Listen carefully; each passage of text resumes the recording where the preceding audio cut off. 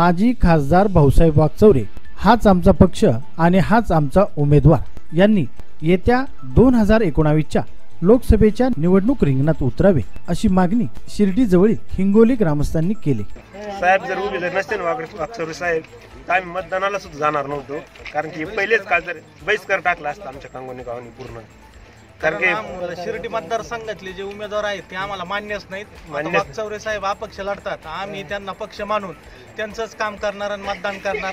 त्यांनी जर उमेदवारी केली नसती त्या लोकसभेवर आमचा बहिष्कार राहिला असता मतदानावरती, पण आज वागचौरे साहेबच आमचा पक्ष, वागचौरे साहेबासाठी आम्ही मतदान करणार।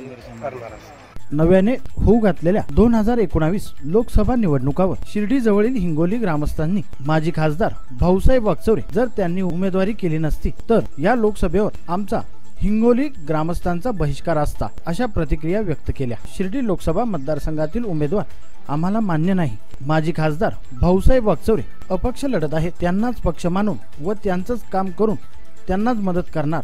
सुराज्य web media, Dattatray Gorde, Shirdi bureau.